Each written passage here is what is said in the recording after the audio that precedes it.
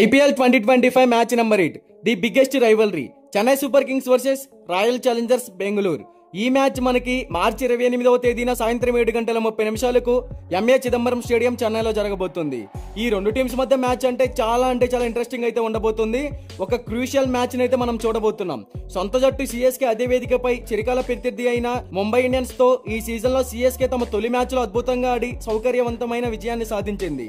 ఆ మ్యాచ్ లో ఆఫ్ఘనిస్తాన్ స్పిన్నర్ నూర్ అహ్మద్ తన స్పిన్ బౌలింగ్ తో ముంబై బ్యాటర్లను మట్టి కరిపించాడు. మెండిన్ ఎల్లో ప్రత్యర్థిని 20 ఓవర్లలో 155 పరుగులకే పరిమితం చేయడంలో అతని 4 ఓవర్ల కోటాలో 3 వికెట్లు తీసి ఖలీల్ అహ్మద్ అతనికి బాగా మద్దతు ఇచ్చాడు. ఆ తర్వాత న్యూజిలాండ్ ఆల్రౌండర్ రచిన్ రవీంద్ర మరియు కెప్టెన్ రుతురాజ్ గైక్వాడ్ 67 పరుగుల భాగస్వామ్యాన్ని నెలకొల్పడంతో తమ జట్టును తొలి వికెట్ తర్వాత బెయిల్అవుట్ చేశారు. సిఎస్కే యొక్క మిడిల్ ఆర్డర్ బ్యాటింగ్ పేలవమైన రోజును కలిగి ఉండగా ఆ జట్టు చివరికి 4 వికెట్ల తేడాతో విజయం సాధించింది. మరోవైపు సీజన్ ఓపెనర్ లో defending champions Kolkata night riders ను వారి సొంత గ్రౌండ్ లోనే ఆర్సీబీ ఓడించింది.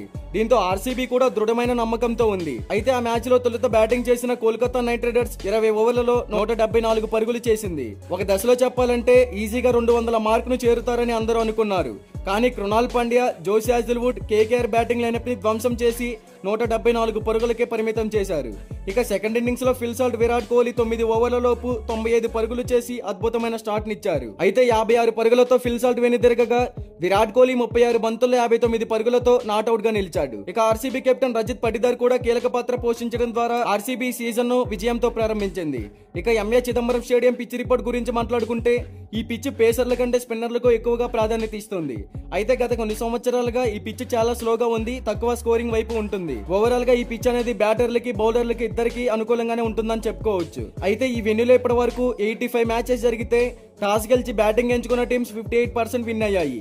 ఇక్కడ average first batting score 163 runs, average second batting score వచ్చేసి 150 రన్స్. ఇక బోత్ టీమ్స్ కి సంబంధించిన హెడ్ టు హెడ్ గురించి మాట్లాడుకుంటే ఇప్పటి వరకు ఈ రెండు టీమ్స్ మధ్య టోటల్ గా 33 మ్యాచెస్ జరిగాయి. అందులో సిఎస్కే 21 మ్యాచెస్ విన్ అయింది.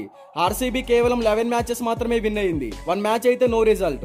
ఇక చివరగా బోత్ టీమ్స్ ప్లేయింగ్ 11 గురించి మాట్లాడుకుంటే Chennai super kings probable playing 11 openers గా రుతురాజ్ గైక్వాడ్, రచిన్ రవీంద్ర, వన్ డౌన్ లో Deepak Hooda, number 4 Shivam Dube, number 5 Ravindra Jadeja, number 6 Sam Curran, number 7 MS Dhoni, number 8 Ravichandran Ashwin, number 9 Noor Ahmad, number 10 Nathan Ellis, number 11 Khaleel Ahmed. ఇక ఇంపాక్ట్ ప్లేయర్ గా Rahul Tripathi. RCB probable playing 11 openers గా Virat Kohli, Phil Salt, one down లో captain Rajat Patidar, number 4 Liam Livingstone, number 5 Jitesh Sharma, number 6 Tim David, number 7 Krunal Pandya, number 8 Rasikh Salamdar, number 9 Suyash Sharma, number 10 Josh Hazlewood, number 11 yes Dayal.